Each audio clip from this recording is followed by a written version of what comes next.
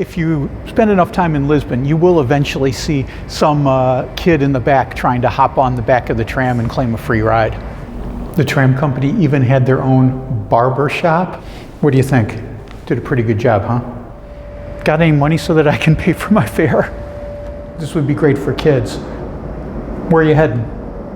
Alfama? All right, let me see if I can figure out how to operate this. Definitely built for short Portuguese people. Welcome to Destination Eat Drink, the travel channel for foodies. I'm Brent Peterson. I'm an American living in Portugal, and today we are in Lisbon, and we're going to check out the Museu da Carris. This will be a little bit of a different video because this one's not going to feature any food, just this museum, which I think is criminally underrated and so cool to come visit. People want to come to Lisbon and ride on the trams, but this is a museum where you learn all about the trams and the history. And the reason it's called Museu da Carris, Carris is the company that operates the trams and public transit, the buses and everything else that you ride on when you come to Lisbon. So we're going to go inside and learn about the history and see some of the classic trams from over 100 years ago, some of the buses that are almost 100 years old, see the workshop and lots of cool artifacts in there as well. So come on and join me, but first take a moment, like the video, subscribe to the channel. There's lots of good stuff for you to see and do on the Destination Eat Drink channel.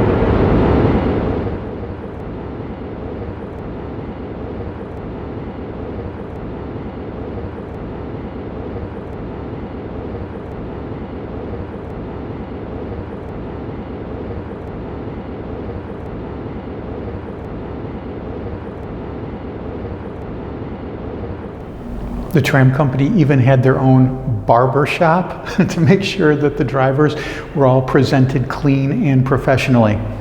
What do you think? Did a pretty good job, huh?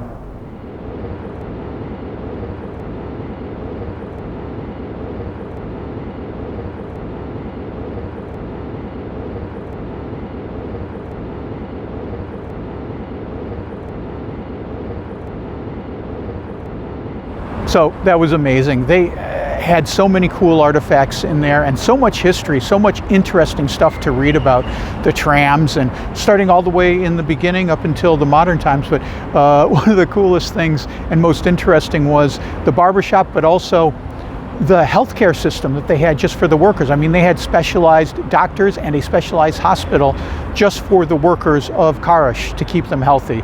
Someone said something like, healthy workers are productive workers. Probably can't argue with that too much. All right, so now we're going to cross the area here, cross the tracks, literally, and grab a tram and head up to the workshop.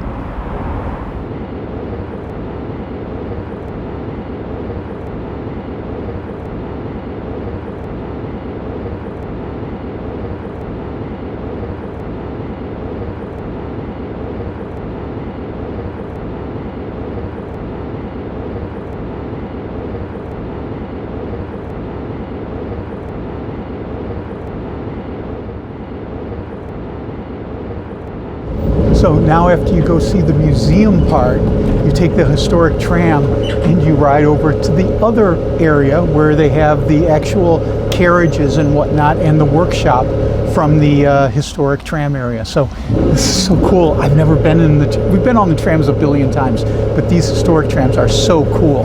These original trams were open air. Of course, they're closed off today when you go and ride the tram in Lisbon for safety concerns and also to prevent jokers like me from jumping on and off. Although, if you spend enough time in Lisbon, you will eventually see some kid in the back trying to hop on the back of the tram and claim a free ride. These original trams were called the Americano, and they were powered by horsepower, literally horse-drawn carriages, until they were powered later by steam and by electricity. But these are the original streetcars. Amazing. Got any money so that I can pay for my fare?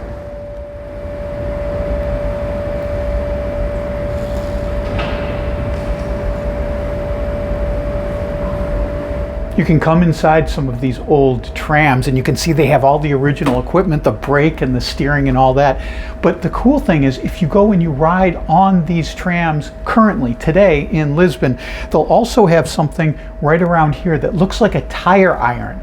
And 99% of your rides, they never ever use it. But occasionally, the tracks where they split to go left and to go right, they malfunction, and so the driver has to get out, take the tire iron, and switch the track so that they can go in the direction that they want to go in. So these guys, not only are they steering, but they also have to be kind of mechanics as well. So look at this, they have the actual driver's station for you to sit in and look at and play with. This would be great for kids. Where are you heading? Alfama? All right, let me see if I can figure out how to operate this.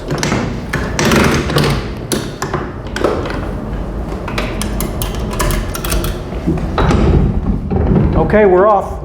So believe it or not, bus service didn't come to Lisbon until the late 1940s. And at that point, they ripped out a lot of the tram lines because bus service was taking its place. And they had single-decker, but also double-decker, and even triple-decker buses here in Lisbon. I can't imagine what the triple-decker was like. I mean, even this double-decker is extremely tight and extremely claustrophobic, and definitely built for short Portuguese people. Just outside the workshop, they have these murals of just these incredible pictures showing the trams and just how Lisbon used to be. It's really incredible. I didn't know what to expect coming to this museum, but wow, it is impressive. If you are coming to Lisbon to ride on the trams, do yourself a favor and come out here and learn something about the transportation system that's been in Lisbon for over 150 years. It is quite incredible, and it was only €4.50. So I would say well worth it, and a couple hours in here, plenty of time to enjoy it. So that's it for this video. You can get my full Lisbon foodie travel guide if you want. It's available at buymeacoffee.com/destination-eat-drink. It's only $5.99. Well worth it, I think, for all the recommendations of the places to come to and things to enjoy, and of course, great stuff to eat. I'm Brent Peterson. See you down the road.